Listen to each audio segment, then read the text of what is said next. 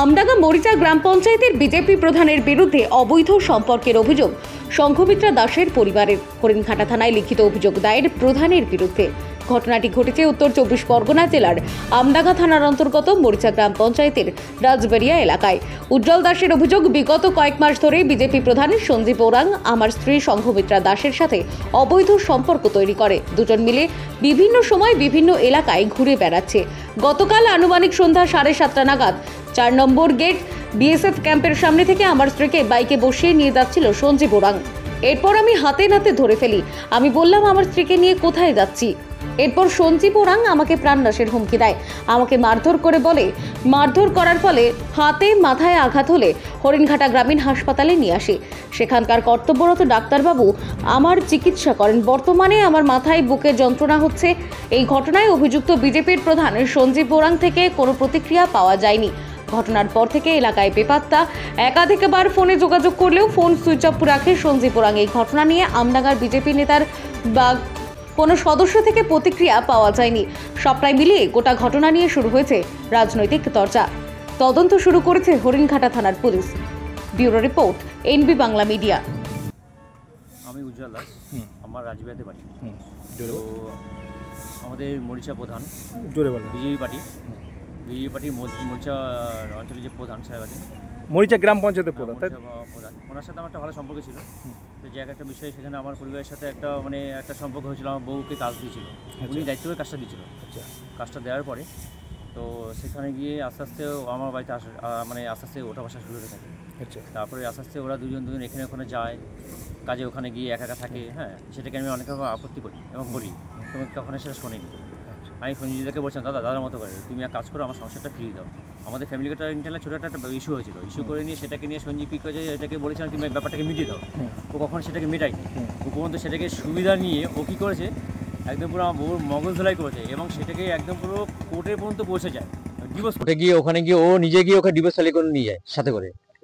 মানে একটা প্রধান সাহেব, সেখানে তার ভূমিকাটাকে এটা কি হওয়া উচিত, তাকে সেটা বলুন। হ্যাঁ, যে একজন আমরা সে আমাকে কোথাও অফিসিয়াল টাইম দিয়ে নন অফিসিয়াল আমার বুকে নিয়ে গেল, যাক ওর সাথে একটা অবৈধ সম্পর্ক জড়িয়ে গেছে। হ্যাঁ, একটু তারপর থেকে ওদের ভিতরে একটা অনেক সম্পর্ক ভালো মতো তৈরি হয়েছিল, যেটাকে আমি বুঝতে পারি। অনেকবার শ্রমিক, হ্যাঁ, ওই সাথে সঞ্জীব প্রধানকে আমি অনেকবার ওই ইনস্ট্রাকশন দিয়েছিলাম যে তুমি এই ব্যাপারটাকে সরে যাও, কিন্তু তোমাকে নিয়ে আমার বউর কিন্তু বদনাম হচ্ছে। ও শোনেনি এবং সেখানে গিয়ে দীর্ঘস্থায়ী সারাক্ষণ কন্টিনিউয়াসলি ফোন করতে থাকে, যেটা আমার ছেলে আমাকে বলে বাবা যেন কন্টিনিউয়াসলি ওরাং আঙ্কেল তোমার মাকে ফোন করতে থাকে এবং আমার ওয়াইফ অস্বীকার করে। এবার সেইখানে গিয়ে ও আমার ওয়াইফ এখানে থাকে না, এখন জাগরিতের ভাড়া বাড়ি থাকছে এখন, সেখানে গিয়ে ওখানে গিয়ে থাকে। এবং সঞ্জীব ওখানে রাত 11টার সময় একদিন ওকে আমি ধাওয়া দিয়েছি একদিন। আমি বলছি তো গতকাল কি হয়েছিল আসছি, আমি বলছি তো সেখানে গিয়ে আমি একদিন সেখানে ধাওয়া দিই। তারপর সেকেন্ড টাইম গতকাল রাতে আমি ওকে পিছু নিই, বাইকে রাজবীর থেকে ফলো করতে থাকি। ফলো করতে থাকার পরে ওকে আমি 4 নম্বর গেটে ওখানে গিয়ে দাঁড়াই। ও তখন ওখানে গিয়ে আধা ঘন্টা ওয়েট করছে, বিএসএফ ক্যাম্প জাগুলি থানা আন্ডার এটা। তো সেখানে গিয়ে আমি ওই জন্য ওয়েট করি। কিছুক্ষণ মধ্যে আমার ওয়াইফ যায়, আমি সাইডে সরে গা ঢাকা দিলাম। কিছুক্ষণ পর তারপর ওরা দেখছি বাইকে করে চাপলো, চাপার পর এসে সোজা বেরিয়ে গেল। কার বাইকে চাপলো? সঞ্জীবনের বাইকে চলে গেল। আমাদের মরিচা প্রধান বিজেপি পার্টি। তারপর কি সেখান থেকে আবার যাওয়ার পর আমি তো আমার ফোনটা ভিডিও কল অন করেছি, করার পরে বাহাতে আমার ফোন আর ডানাতে আমি স্ট্রাইক নিয়ে স্কুটি নিয়ে যাচ্ছি। গিয়ে যখন ওকে ধাওয়া করি তখন আমি বলি তুমি দাঁড়াও এখানে, তুমি আমার বউকে নিয়ে কোথায় আছো? হ্যাঁ, তুমি আমার বউকে নিয়ে কোথায় আছো সেই জবটাকে তুমি দাঁড়াও। ও দাঁড়াচ্ছে না, দাঁড়িয়ে তখন তুমি দাঁড়াবে কিনা বলো, তখন দাঁড়িয়েছে। ওই কি হচ্ছে বল, বলছে তোর বউকে নিয়েছে, তোর প্রবলেমটা কথা। আমি আমার প্রবলেম আমার বউ, আমি তো আমার বউ, আমার বউকে তুই যাবে কেন, তোমার রাইট কে দিয়েছে? বলার পরেও আমাকে কি করে, আমাকে প্রথমে একটা লাথি মারে, আমি ওখান থেকে ছিটকে পড়ে যাই। পড়ার পরে তারপরে গিয়ে আমার ফোনটাই কাটে, তখন নিচে ফোনটা পড়ে যায়। ফোনটা নিয়েও আমার ফোনটা, হ্যাঁ ও ছিল, আমার ওয়াইফ ছিল বাইকে। আমার ওয়াইফ তার থেকে তখন ভয়তে কাঁপছে, সাইডে সরে গেছে। সঞ্জীব আমার হাতটা চেপে ধরেছে, নিচে শুয়েছি, আমাকে এলো পাতারি মারতে থাকে। 5-6টা মেরেছে, বুকে মেরেছে, মাথায় মেরেছে, আমার হাতে কামড় দিয়েছে পর্যন্ত, ঠিক আছে।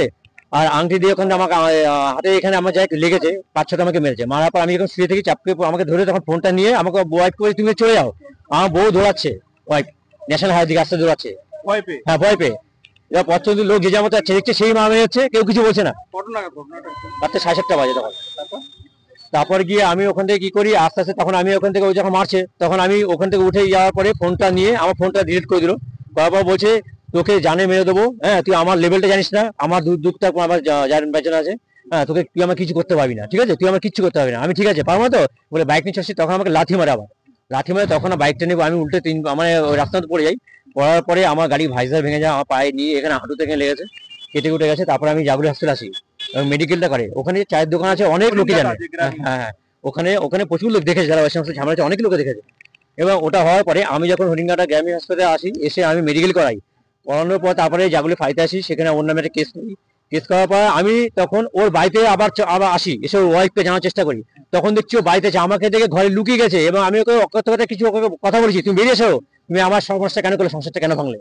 বলার পরে ও ওখান থেকে বেরোনো, ও যদি অন্যায় না করে তাহলে কেন বেরোলো না কালকে আমার, ও যদি অন্যায় না করে আপনারা বলুন, তাহলে পরে ওর বউ তো আসলো, ও বেরোয়নি। আপনি থানায় অভিযোগ দায়ের হ্যাঁ, অভিযোগ দায়ের করেছি, আমি জাগরিত করেছি, জাগরিত হ্যাঁ। না, অ্যাকচুয়ালি ঝামেলাটা আমার 4 নম্বর গেট বিএসএফ ক্যাম্পে ওখানে হয়েছে, সেই জন্য লোকেশন অনুযায়ী আমার ওখানে করতে হয়েছে এবং ডাক্তার দেখেছি ওখানে। থানা থেকে কোনো ব্যবস্থা নিয়েছে? হ্যাঁ, থানা থেকে আমাকে অভিযুক্ত আশ্বাস দিয়েছে, এখন দেখা যাক কতদূর কি হয়, তবে আমি ওকে ছাড়বো না। এখন কি বিজেপি প্রধান কি বেপাত্তা না এলাকায় ঘুরে বেড়াচ্ছে? উনি পারলে আমার সাথে সামনাসামনি ফেস টু ফেস করুক, আমি তো বলছি এই ব্যাপার ফেস করুক, ওর ক্ষমতা নেই ফেস করার মতো, ও যে অন্যায় করেছে। ওনার ফোনের সঙ্গে তুমি ও আমার নাম্বারটাকে ব্লক করে গেছে অলরেডি। একেবারে মরিচা গ্রাম পঞ্চায়েতের বিজেপির প্রধান, তার বিরুদ্ধে একটা অভিযোগ আসছে, দীর্ঘদিন ধরে একটি মহিলার সঙ্গে অবৈধ সম্পর্ক ছিল এবং তার বিরুদ্ধে থানায় অভিযোগও দায়ের হয়েছে। কি বলবেন একেবারে এই ঘটনা নিয়ে? ব্যাপারটা আমি শুনেছি, আমার কাছে কোনো প্রমাণ নেই। আচ্ছা,